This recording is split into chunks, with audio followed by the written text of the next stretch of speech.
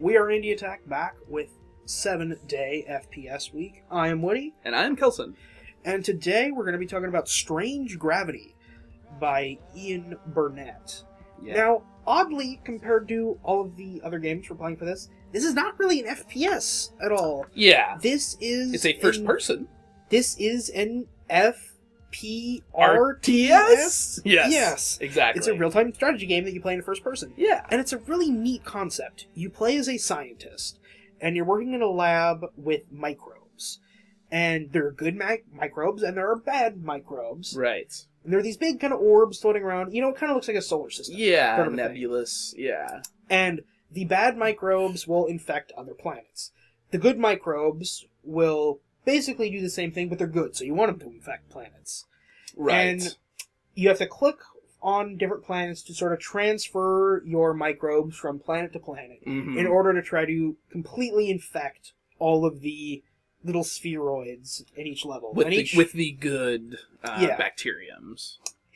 Bigger planets generate more. Yes. The smaller planets generate them faster. Right. And you can so a part of it is managing between, like, if you have a big planet that can have, there's like a finite amount of bacteria that each one can have at a time, and it maxes out. So if you get 35 on one that's a big planet, you could then and also you choose when you're transferring from planet to planet, you can do like half of the amount of bacteria or all of it. Yeah, so there's a lot of strategy in that inherently. Yeah. And it's a pretty twitch RTS. Like, it's a very fast pace, levels are like 30, 40 seconds. Totally, yeah. And you're just like click, click, click, click, click. There's 10 floors of the building.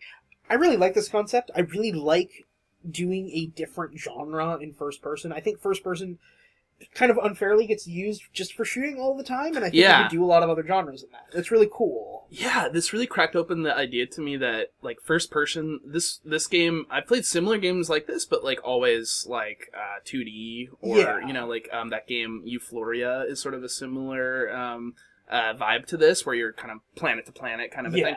But I think this is way better because of the control and the speed of it. Like, I like the in 3 dimensions, this kind of a, This is like a concept for like an indie game that will feel both familiar and new. Yeah, and even though it is 3 dimensions too, it's essentially 2D in how it controls too, because the distance from objects really doesn't matter. Like, there really isn't a difficulty in clicking on what you need to click on, which is what you'd worry about in a game like this being 3D, and it's what you'd balance around. That's a great point. And there's a little bit of that in this, but it actually does it really well, because, your range is infinite. If you can click on it, then you can interact with it. It's more just, if your cursor can see something clearly, then it will target it, So neither of us finished this. It gets pretty challenging, quite frankly. It gets challenging, it gets way more complex as time goes on, but I like it enough that I think I'm going to go back to finish it. Exactly. This is one of my favorite games I think I've played for this so far. Likewise. Oh, for sure.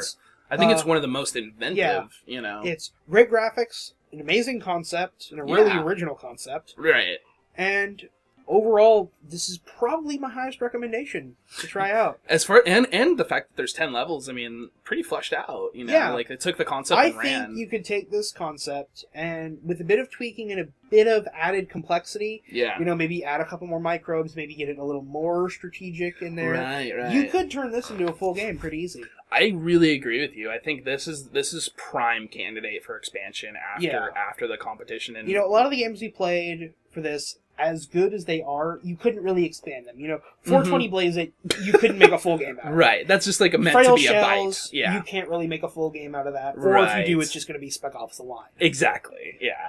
But this game definitely feels like this is a concept that could be expanded. Definitely, yeah. So I would say check this one out, and I hope that it becomes more in the future, honestly.